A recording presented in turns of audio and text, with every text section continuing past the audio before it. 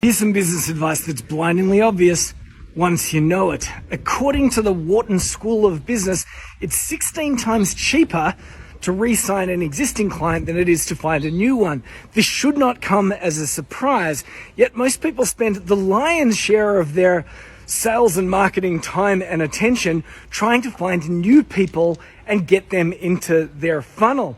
Now, we have a process that we apply about 4 times a year, a campaign of sorts that we call our 2-week turnaround formula.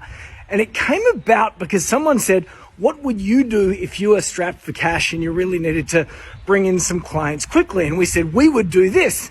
It suddenly occurred to us to apply that particular strategy, and now it's a bit of a ritual. 4 times a year, we run our own 2-week turnaround formula, and it looks something like this. These are the A's, the B's, and the C's. A, assemble your audience. B, batch your emails. C, converse and close. A, assemble your audiences. So you have audiences, whether you know it or not. You've got people that you're connected with on Gmail or Outlook. You've got people that you're connected with on LinkedIn. You've got that big pile of business cards sitting in your office that you've never bothered to scan.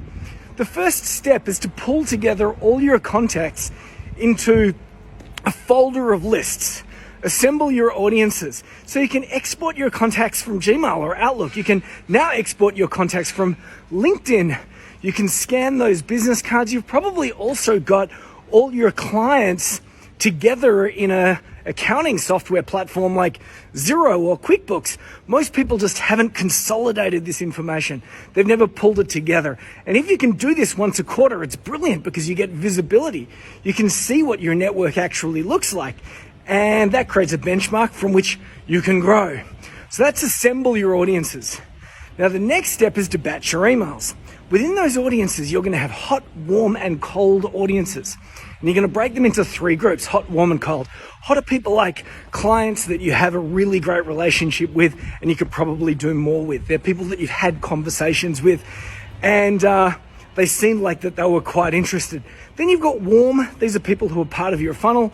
They're probably aware of what you do. You might be emailing these people already. Maybe they attended a webinar or an event that you hosted. And then you've got cold. And cold are people that are just part of your world. And as I said, you've swapped an email with them at some point, or maybe they're connected with you on LinkedIn. Step 1, assemble your audiences. B, batch your emails, which means setting up these audiences in a CRM tool. We use b2b-io or b2bhub.io to batch a whole bunch of emails that we can send out to these different audiences. Step number 3, converse and close. Don't try to sell to these audiences. No, send them an email that we call a hand raise email.